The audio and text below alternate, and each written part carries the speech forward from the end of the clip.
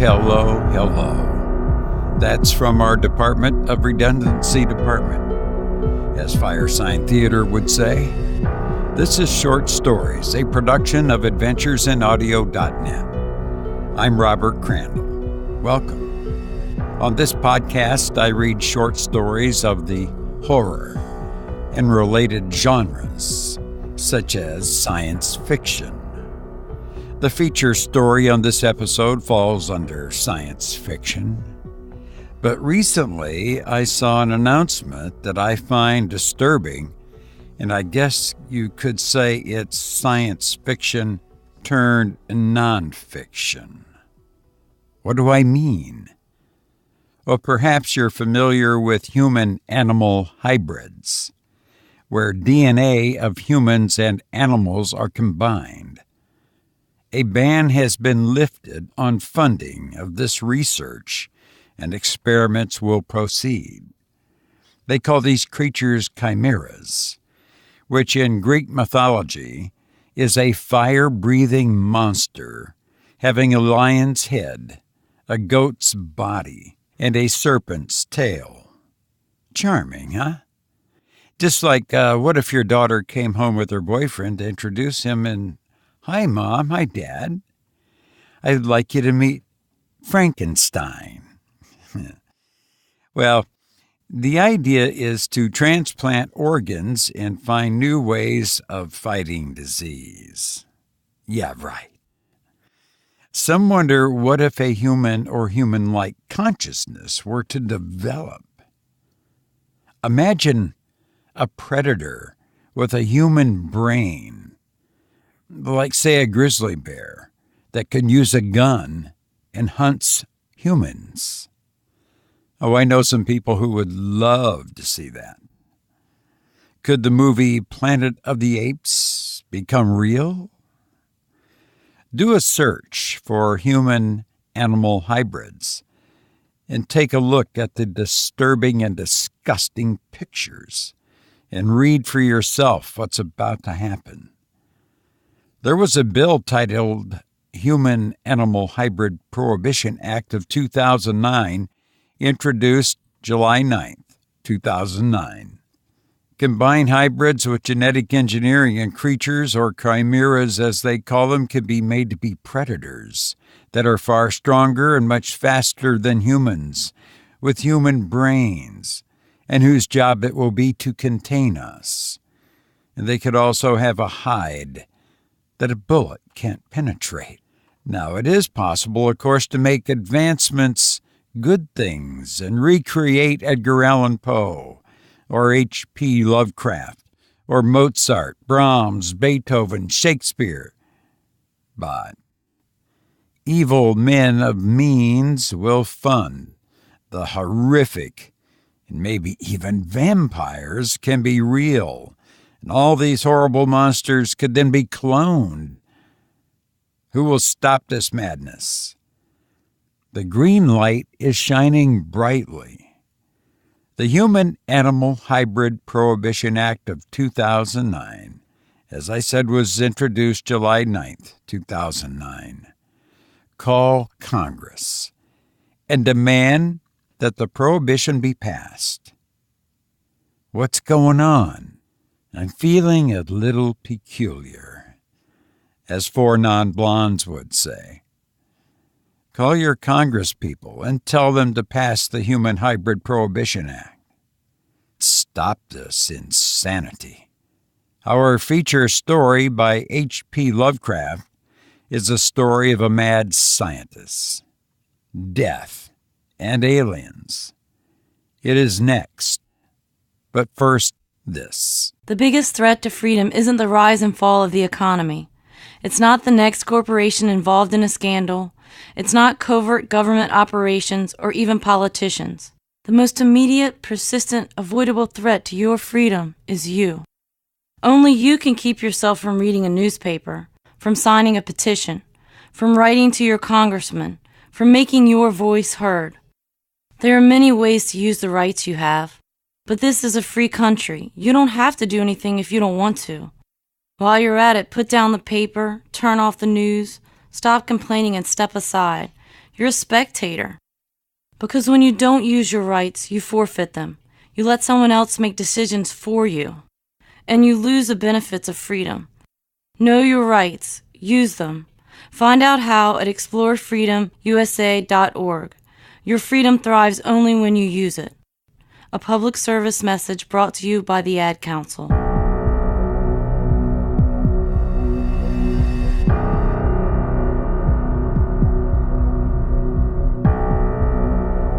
Horrible, beyond conception, was the change which had taken place in my best friend, Crawford Tillinghast. I had not seen him since that day, 2 months and a half before, when he had told me toward what goal his physical and metaphysical researches were leading. When he had answered my awed and almost frightened remonstrances by driving me from his laboratory and his house in a burst of fanatical rage.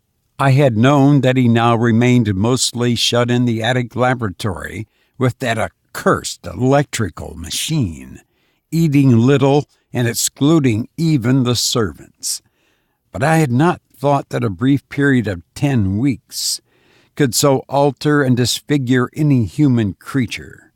It is not pleasant to see a stout man suddenly grown thin, and it is even worse when the baggy skin becomes yellowed and grayed, the eyes sunken, circled, and uncannily glowing, the forehead veined and corrugated, and the hands tremulous and twitching. And if added to this there be a repellent unkeptness, a wild disorder of dress, a bushiness of dark hair, white at the roots, and an unchecked growth of pure white beard on a face once clean-shaven, the cumulative effect is quite shocking, but such was the aspect of Crawford Tillinghast. On the night his half-coherent message brought me to his door after my weeks of exile, such the specter that trembled as it admitted me, candle in hand, and glanced furtively over its shoulder as if fearful of unseen things in the ancient, lonely house set back from Benevolent Street. That Crawford Tillinghast should ever have studied science and philosophy was a mistake.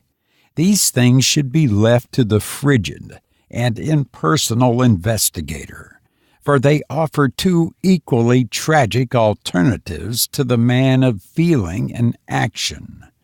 Despair if he fail in his quest, and terrors unutterable and unimaginable if he succeed.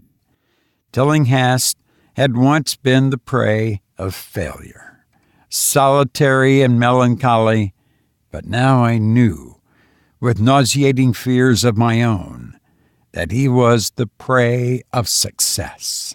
I had indeed warned him 10 weeks before, when he burst forth with his tale of what he felt himself about to discover.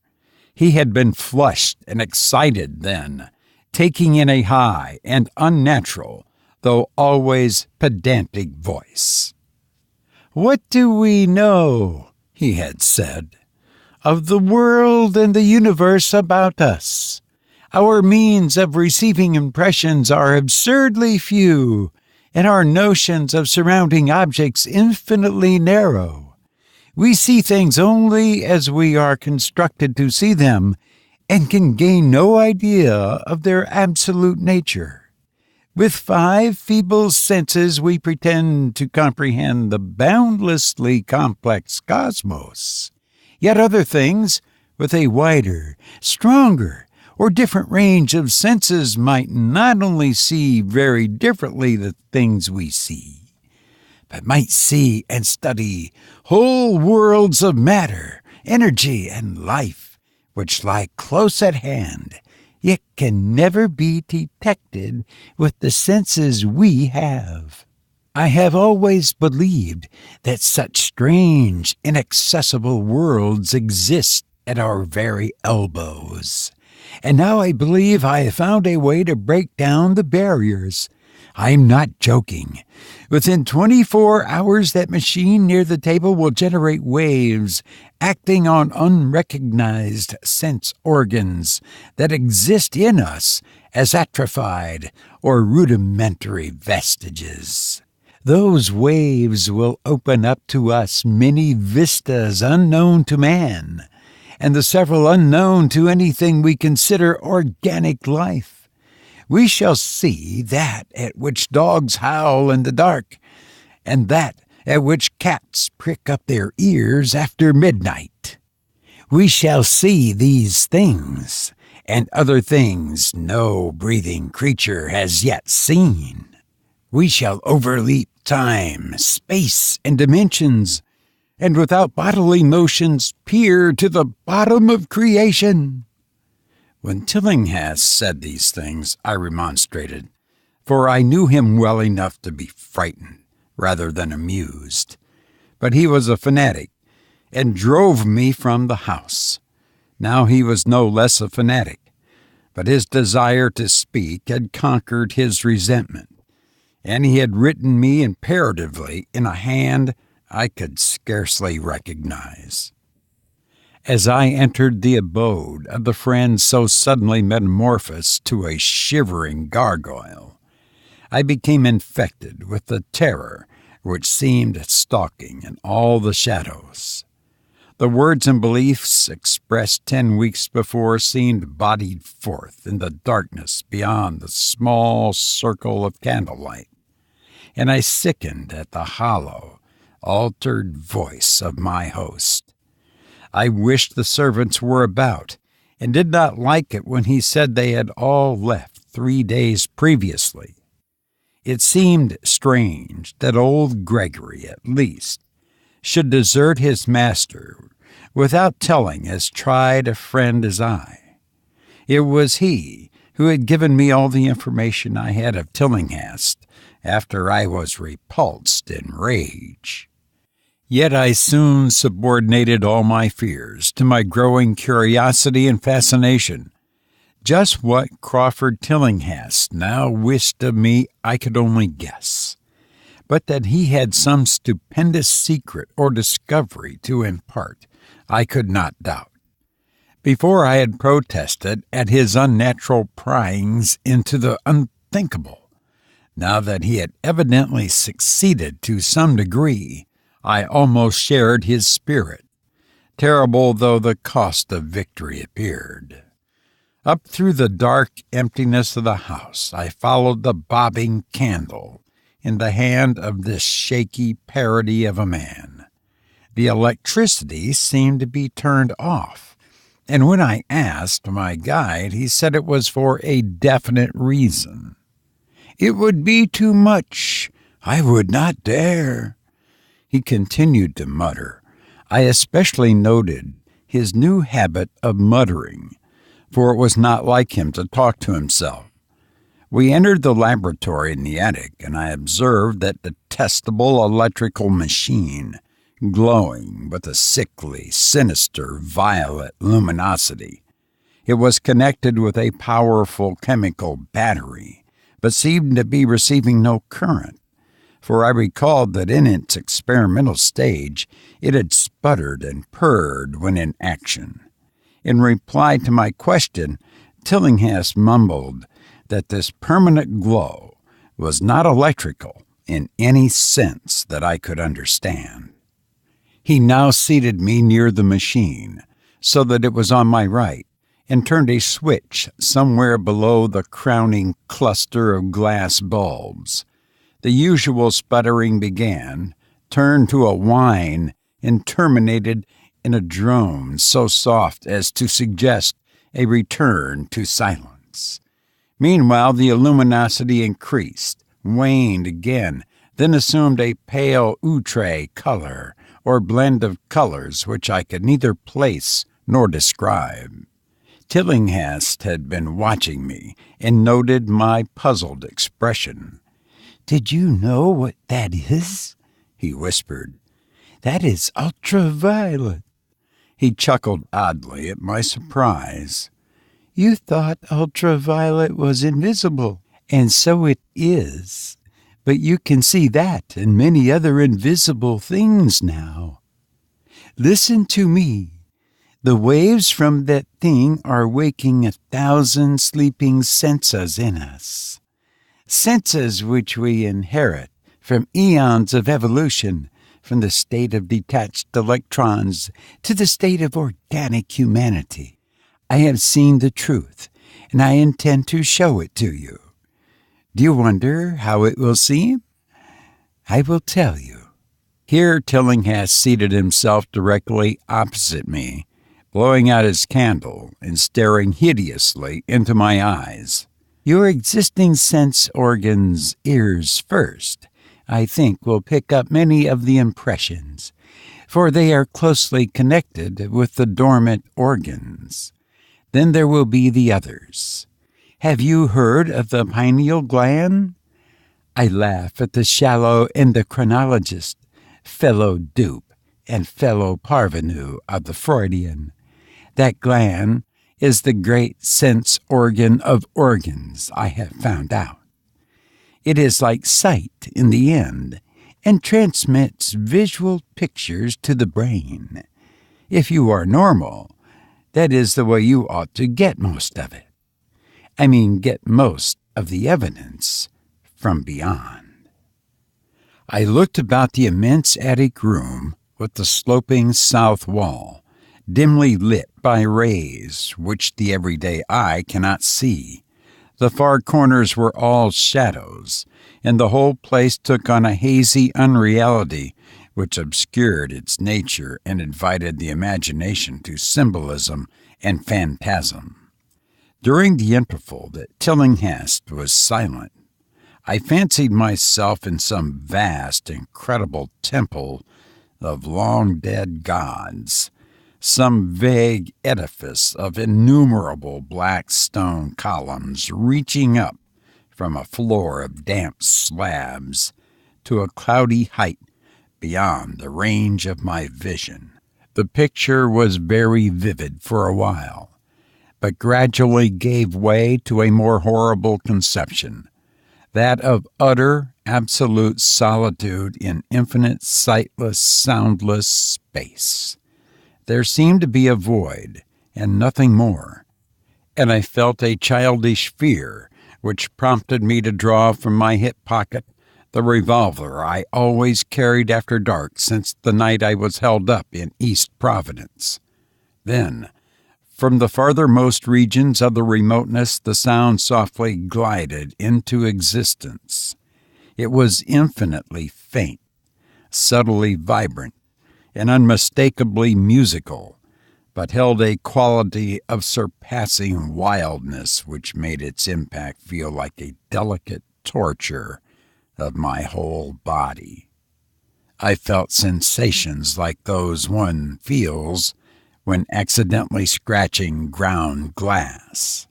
Simultaneously, there developed something like a cold draft, which apparently swept past me from the direction of the distant sound. As I waited breathlessly, I perceived that both sound and wind were increasing, the effect being to give me an odd notion of myself as tied to a pair of rails in the path of a gigantic approaching locomotive. I began to speak to Tillinghast, and as I did so, all the unusual impressions abruptly vanished. I saw only the man, the glowing machine, and the dim apartment. Tillinghast was grinning repulsively at the revolver which I had almost unconsciously drawn, but from his expression I was sure he had seen and heard as much as I, if not a great deal more. I whispered what I had experienced, and he bade me to remain as quiet and receptive as possible. "Don't move," he cautioned, "for in these rays we are able to be seen as well as to see. I told you the servant slept, but I didn't tell you how. It was that thick-witted housekeeper. She turned on the lights downstairs after I had warned her not to, and the wires picked up sympathetic vibrations. It must have been frightful. I could hear the screams up here in spite of all I was seeing and hearing from another direction. And later, it was rather awful to find those empty heaps of clothes around the house. Mrs. Updike's clothes were close to the front hall switch. That's how I know she did it. It got them all.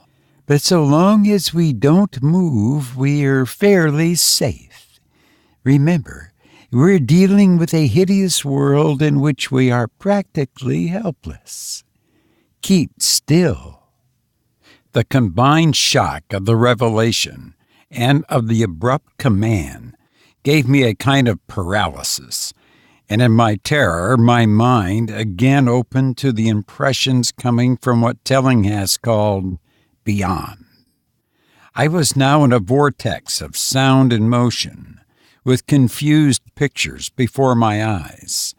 I saw the blurred outlines of the room, but from some point in space, there seemed to be pouring a seething column of unrecognizable shapes or clouds, penetrating the solid roof at a point ahead and to the right of me. Then I glimpsed the temple-like effect again, but this time the pillars reached up into an aerial ocean of light, which sat down one blinding beam along the path of the cloudy column I had seen before.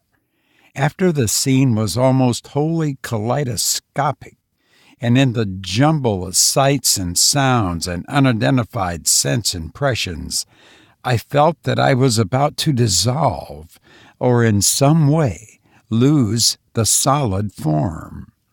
One definite flash I shall always remember. I seemed for an instant to behold a patch of strange night sky, filled with shining, revolving spheres. And as it receded, I saw that the glowing suns formed a constellation or galaxy of settled shape, this shape being the distorted face of Crawford Tillinghast. At another time, I felt the huge animate things brushing past me, and occasionally walking or drifting through my supposedly solid body, and thought I saw Tillinghast look at them as though his better trained senses could catch them visually. I recalled what he had said of the pineal gland, and wondered what he saw with his preternatural eye. Suddenly, I myself became possessed of a kind of augmented sight. Over and above the luminous and shadowy chaos rose a picture which, though vague, held the elements of consistency and permanence. It was indeed somewhat familiar, for the unusual part was superimposed upon the usual terrestrial scene, much as a cinema view may be thrown upon the painted curtain of a theater. I saw the attic laboratory, the electrical machine, and the unsightly form of Tillinghast opposite me. But of all the space unoccupied by familiar material objects, not one particle was vacant. Indescribable shapes, both alive and otherwise, were mixed in disgusting disarray, and close to every known thing were whole worlds of alien, unknown entities.